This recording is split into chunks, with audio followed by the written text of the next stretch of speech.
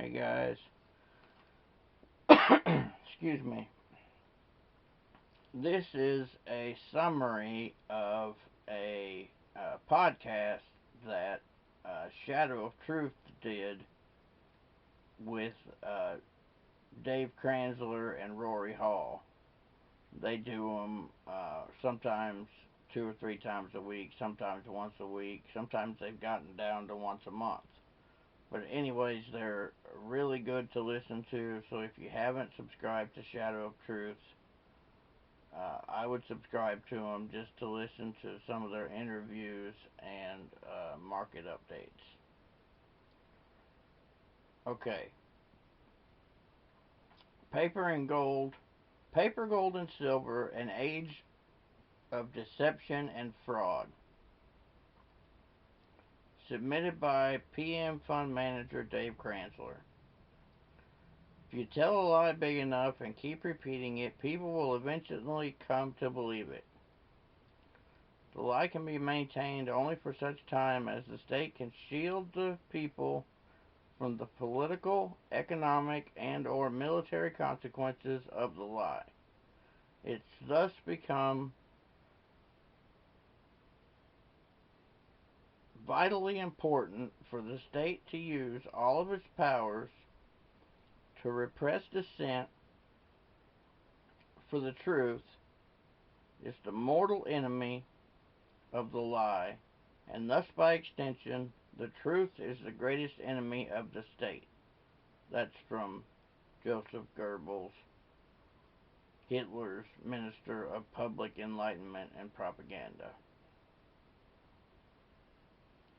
Put it on CNN and it's true. Perhaps one of the most baffling aspects of our system is the extreme dichotomy between perception and reality. Anything reported by one of our major mainstream news sources is gobbled up and accepted as the truth as the, by the majority of Americans. Dr. Paul Craig Roberts wrote a brief commentary in which he describes how news reporting is used to control our perception in order to ensure the public acceptance of the government's agenda. Liberalism has helped to make Western people blind by creating the belief that noble intentions are more prevalent than corrupt intentions. This false belief blinds people to the roles played by deception and coercion in governing. Consequently, the true facts are not perceived, and governments can pursue hidden agendas and manipulating news. The problem is, once you see the truth underlying the thick systemic facade of fraud and deception, you can't unsee it. The monthly non-farm payroll report will be released on Friday, which was yesterday.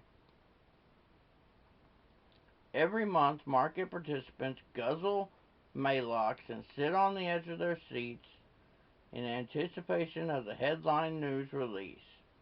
It seems beyond silly that financial world spends an entire day discussing and analyzing the employment report, which is fictitious in its entirety. Hell, the government releases two different statistical versions of the employment report. Which one is it? The household survey or the payroll survey? It doesn't really matter because once the unemployment rate metric hits the tape, the IS number, the truth is that real unemployment rate is well over 20%. But when everyone discusses the number, they use the reported number, which is currently 5%. The process of reporting the monthly employment situation is extreme absurdity in its entirety.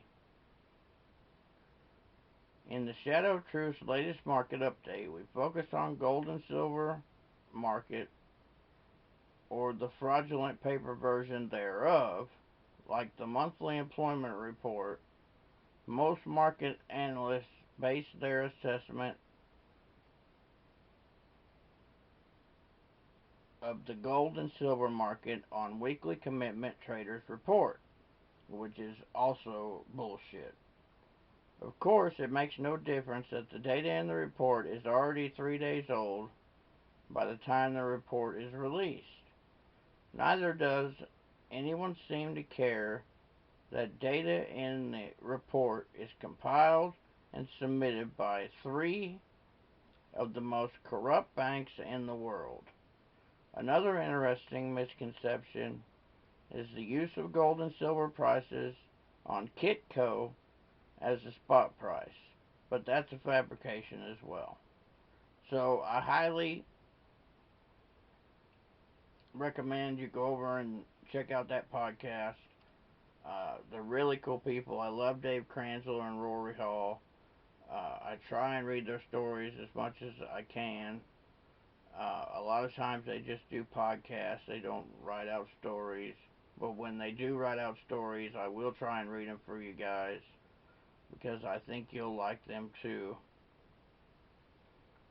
Other than that, guys, just keep stacking.